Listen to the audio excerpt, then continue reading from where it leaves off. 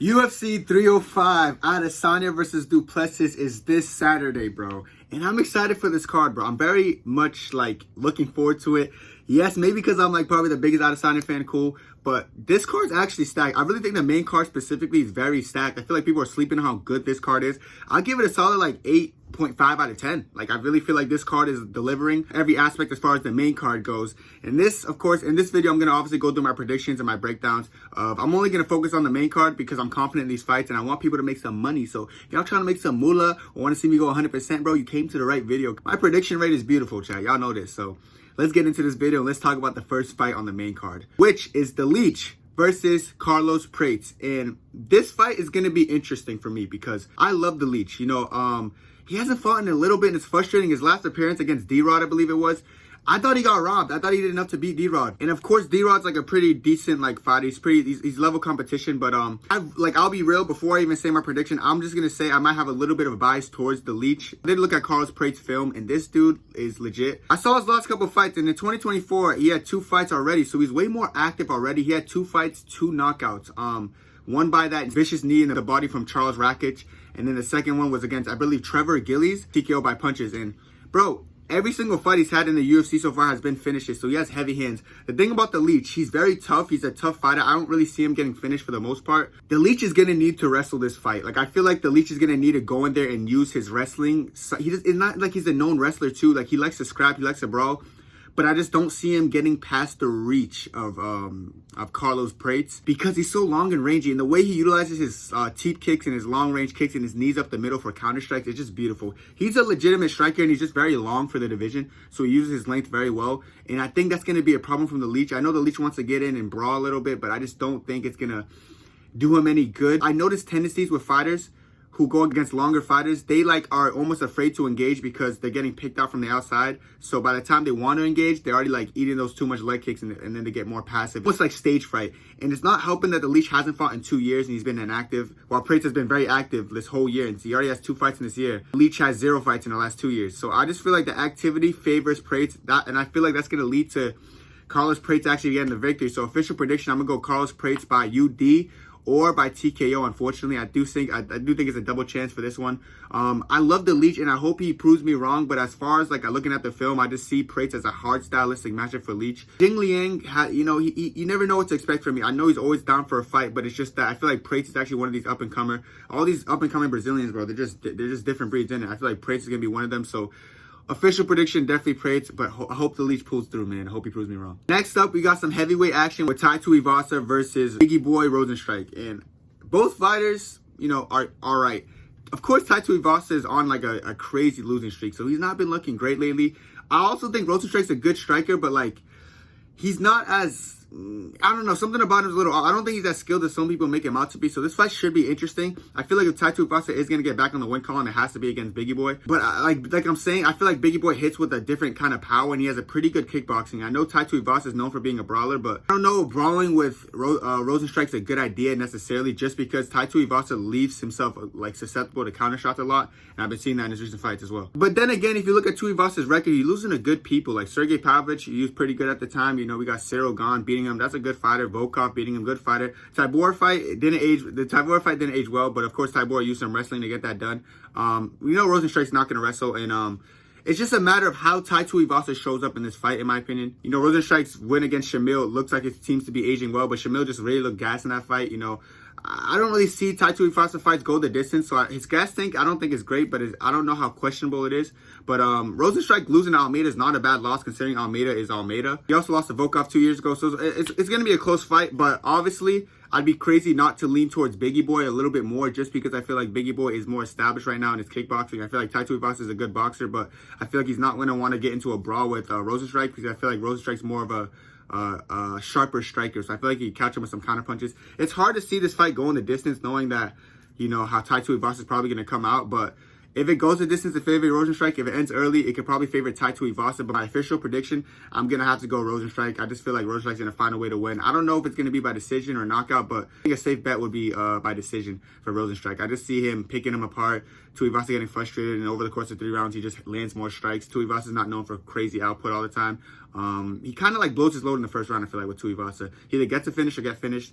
And I feel like Rozenstruik's one of the hardest heavyweights to deal with in that aspect. So, yeah, official pick is Rozenstruik, but I hope Tuivasa wins just because, like, it's been a minute for the dude, bro. Like, he's went from running a crazy win streak in heavyweight to a crazy losing streak.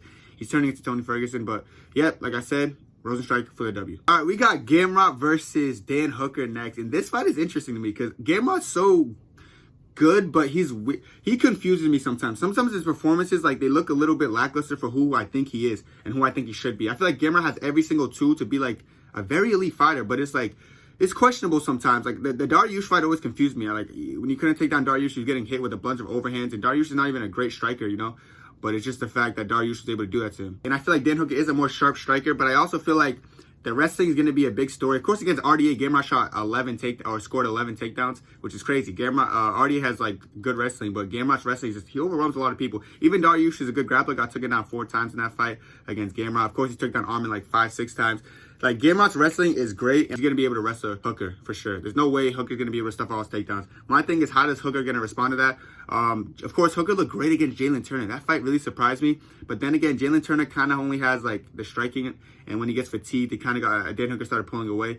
But, you know, Dan Hooker took a lot of tough shots to weather those storms in the early rounds, and then, you know, use his pace and pressure just to break him.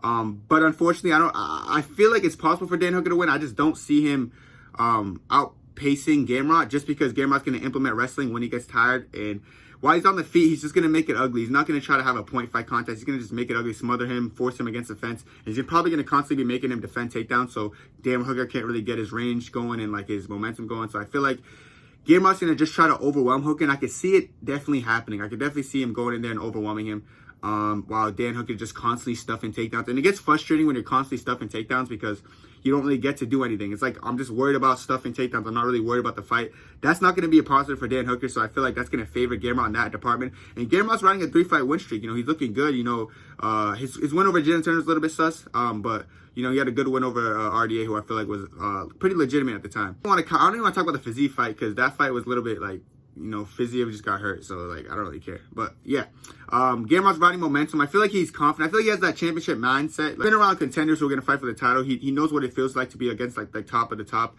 in that division. I feel like Dan Hooker, although he's riding some momentum for the Jalen Turner fight, I just feel like Gamrot's a different beast, because what he excels at, Dan Hooker lacks in, and I feel like that's going to pay dividends in that fight. So my official prediction is going to be Gamrot by UD. It's going to be a unanimous decision, most likely.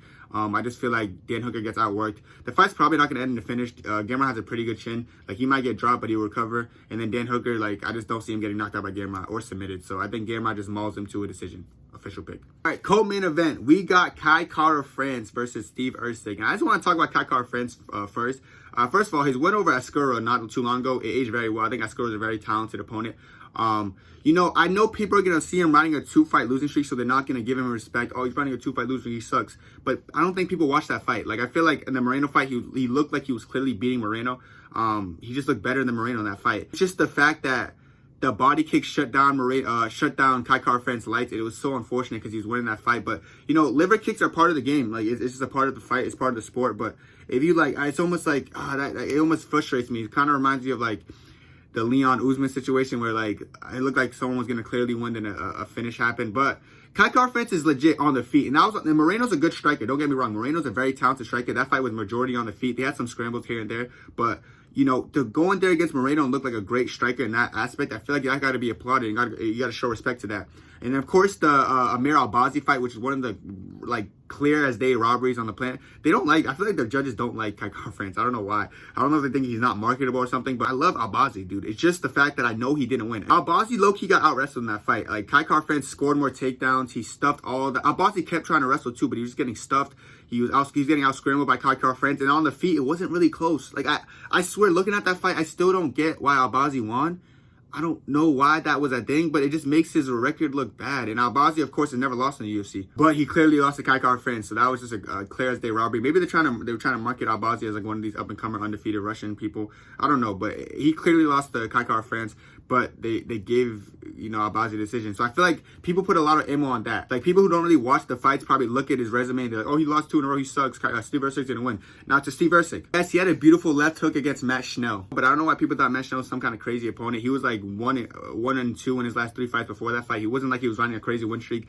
And Matt Schnell isn't Kai France. People hype up Steve Erceg striking a little bit too much for me. Yes, he's a good striker. Yes, he has the ability to strike, but I feel like he's primarily a grappler. I feel like he excels in the grappling more than anything. And then I look at Kai France and I see how much he excels in defensive grappling and offensive wrestling. You know, like, he's pretty good at defensive wrestling. He's a pretty good wrestler all around, and I feel like that should be appreciated. I feel like people understand how good Kai France is at defending stuff like that. So the advantage he has over him is BJJ. I feel like submission game, he might be a little bit better just because I've seen him throw up some submission attempts. Even if Steve Erceg doesn't land it, he attempts them, which is like a thing to keep an eye on. So I got to respect that. But it's like, and then I look at like Kai France, I'm just like, he's just the type to out-scramble him out of those. And I really feel like, I think Kai France is the underdog. So this is definitely the pick of the night for me. Cause like, why are they not, they don't understand how good Kai France is. I think Kai France is going to win. It might be a split decision victory because I'm sure every flyweight fight's competitive and close because they're all like the top tier, the best of the best. But, you know, I'm definitely, for my official pick, I'm gonna go for Kai France. I'm gonna go for split decision or decision. I just feel like he gets it done by decision. You know, Kai France can probably clip on the feet. Like, Erceg's good, and I think Kai France beats him. I don't want y'all to think Erceg's bad. Erceg's as good as it comes. It's just that stylistically, I feel like Kai France has a striking advantage, as well as the point. I feel like the defensive wrestling of him is going to favor him. I feel like Steve Erceg is going to be there with him, but he's just going to be one step behind. And I feel like Kai France is going to shock a lot of people. If people are not, like, paying Kai France his due respect, and you guys are going to see, y'all going to see on this Saturday that Kai France ain't no joke. Like, he's legit, dog. So, yes, official pick is going to be Kai France, probably by decision, and I feel like he's going to shock a lot of people. So keep your eye on this fight because it's the pick of the night for me. And of course, last but not least, the main event of the evening, we got Israel Adesanya versus the champion, Dricus du Plessis. Africa versus Africa, rivalry, beef, everything you want in the fight is happening. Man, like, this is a long time coming for Izzy. He won this fight at first, but Dricus du Plessis ended up pulling out, so Sean Strickland had to step up. But now we finally got the fight. No more running, no more ducking. Their fight's supposed to fight earlier this year. DDP said he wasn't ready, but now they're both ready. DDP is confident. I've noticed that from DDP. He's a very confident guy, and I feel like confidence takes you a long way in like fights like this. So I feel like it's gonna favor him to be as confident as he is, and he should be confident as he should be, you know, because he's champion. But confidence can only take you so far. I feel like there's a drastic difference in skill. I feel like skillfully Izzy's so much levels ahead of him. And I feel like that's going to pay dividends. And I also feel like this is contender Izzy, and he's also motivated. This is the most motivated a contender Izzy has ever been. And we know what kind of performances contender Izzy puts on. This should be no different. I think Izzy's going to go in there. He's going to impose his will. He's going to surprise some people. I'm telling you. Izzy's going to surprise some people because I feel like this is not only going to be just contender Izzy. This might be the best Izzy we've ever seen. We've seen him put a lot of weight on. We see him using strength training. He's getting a lot bigger physically. This might be the strongest Izzy's ever been. And he needs to be this strong. I feel like he needs this to happen against someone like Dricus du Plessis, who's like, even though Dricus fought at 170, he looks big for 185. He looks strong. Speaking of strength of DDP, I want to address this because there's a misconception that like DDP is some kind of great wrestler. He's not. Technically, he's one of the worst wrestlers I've ever seen in my life, actually. He doesn't excel in just technical wrestling. I just think he excels just by being a strong fighter in general. I just think he's physically so strong that he's able to like grab people and throw them. But when it doesn't work, he has a situation with like Brad Tavares where he throws someone on top of him because the strength doesn't transfer. Like, people try to hype him up like he's such a technical wrestler. He just goes in there and he's so good, this and that and the third. He's gonna be the best wrestler Izzy went against. It's not true. Derek Brunson was a way better wrestler than him. Derek Brunson is an all-American wrestler, has a better wrestling background. But every time Derek Brunson tried to take him down, Izzy stuffed the takedowns and found the counter shot with the knee up the middle and finished him. So people could try to paint the narrative that, you know, Dricus is like the best wrestler. It's not true. I even think Robert Whittaker is a better offensive wrestler than Dricus du Plessis. No joke. I feel like Robert Whittaker mixes it up better. But people are just going to look at that and be like, I don't care. I think you're wrong. Technically, they're all better wrestlers than DDP. Like I said, DDP wrestles successfully due to his strength. That's it. It's not his technique. It's not the way he does it. So stop glazing the wrestling. I feel like people glaze that too much. And I just got to address that. His wrestling isn't as good as you see. But one thing I will give Dricus credit for is that Dricus is very good at like fighting. When I say fighting, like it doesn't really need to be pretty with Dricus. Like, he goes in there, he wants to fight you, and he's going to try to fight you. And I feel like that favors him in a lot of fights because when he puts put in those dog fights, I think he comes up on top. I think he wants to be in a dogfight with Izzy. And honestly, that could be one of his best bets if he like makes it a dogfight somehow. But the only reason of making it a dogfight, I feel like Izzy's going to take away that choice for him by chopping out his front legs. We know Izzy has one of the best low kicks in the UFC actively. So I feel like Izzy's going to try to low kick him and try to take away that orthodox position. And if he makes him switch to southpaw, we know DDP's not necessarily known for being a strategic, talented, you know, orthodox fighter. So imagine him out of position on southpaw. Those blitzes are going to be even more predictable. And then once he starts to take away that southpaw leg as well, it's going to start being night-night because he's going to start blitzing, just desperate to land something because he can't find it. He has nothing going for him. And that's when he's going to try to maybe wrestle, but it's going to be shots from like across the octagon, predictable. Izzy could easily time a knee up the middle. It's just like when I see this fight, it's very hard for me to see Dricus winning it. And it's not Dricus' fault. Dricus is not a bad fighter. I know after this fight, people are going to say Dricus sucked anyway. Dricus was the worst champion anyway. Oh, congrats. Izzy beat the worst champion of all time. That's what they're going to say. But for now, they're going to keep painting the narrative that, oh, Davey's going to beat him. But after it doesn't happen, I know they're going to flip the script. But say what you want about Dricus, he's champion. He got Robert Whittaker, one of the best middleweights of all time, beat Sean Strick, and the guy who beat Izzy. So, it's a big fight for Izzy, and I feel like there's big stakes on the line. Like whoever loses this fight, if Izzy loses, I feel like there's not much else to do for Izzy in the middleweight division. I feel like this is the most motivated he could be for any fight possible. And I feel like, if he loses this fight, I don't really, maybe if he wants a rematch Strickland, go for it, but I just don't see that fight. I don't see a reason that fight should happen again if he loses to DDP. DDP loses just like it's an L for him. It's embarrassing for him. He's talking all that smack about African champion this, African champion that, get embarrassed by Izzy, probably knocked out. And then what's he going to go? Probably rematch Sean Strickland or something. I don't know. But big stakes on both fighters for this fight. But, like I said, I just feel like stylistically it favors Izzy. It's contender Izzy, motivated Izzy. I feel like everything DDP does, he does it to a very mid extent. He's not a good wrestler. He's a mid wrestler. He's not a good striker. He's a mid striker. He doesn't have great endurance. He has mid endurance. Everything he does is just mid. He's just the most mid champion of all time. I feel like his kryptonite would be a precision counterpuncher. And I feel like Izzy's a precision counterpuncher. And I feel like DDP just being too heavy on his front leg, blitzing in too sporadically, he's going to end up being to his demise. Like, I trust me, I've watched too many DDP videos this week, and I'm starting to get sick of him. I can't watch him too much longer. It hurts my eyes. I can't do it. Like, I try, chat. Trust me, I try. I've watched so many films. I watch every single fight of his UFC start to finish. It's a hard watch, man. I'm not even trying to talk crap. It's just like seeing the way he fights. I'm like, dang, why is no one throwing low kicks? Like, dang, why is no one sitting down on the counter punches? It's frustrating, and I'm like, okay, but everything they're not doing, Izzy does at the best extent. So I know when Izzy and them fight, it's gonna be, there's only two ways this fight, maybe three ways this fight goes. First way, Izzy KO within the first 2 rounds. Of course, we know Izzy's getting more strong, getting more powerful, putting on more muscle mass. He's gonna catch him coming in after hurting his front leg. He's gonna catch him coming in sloppily, and he's gonna check hook him or knee him up the middle on a takedown attempt, finish him within 2 rounds. Second way the fight goes, UD by Izzy, looking like 50-45. Izzy looking similar to the Marvin Vettori fight, when Marvin Vettori is so determined to go in there and just fight Izzy. He got his front leg chewed up. It made him more passive. He started blitzing in. He got counterpunched a little bit. He would take Izzy down a couple times, but Izzy gonna reverse him, get out of position, 50-45, and then scorecards. Last thing, it's a dogfight, like DDP wants to happen. But even in this dogfight, I see it being similar to like Izzy versus Gastelum, where Izzy has to dig down deep, and I feel like Izzy done that work on himself over the break. So it's gonna be a close fight, but Izzy gonna pull away when it matters the most. It's gonna be a decision that people know Izzy won, but it might be close, might even be split. The 3 possible ways the fight goes. There's no in between. There's no other way the fight goes.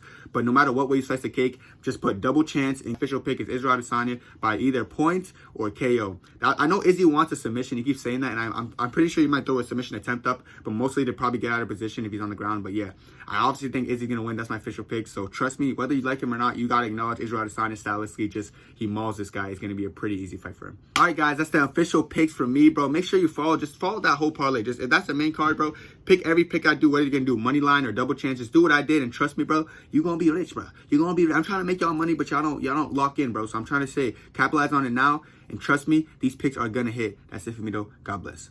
2, 3, 4.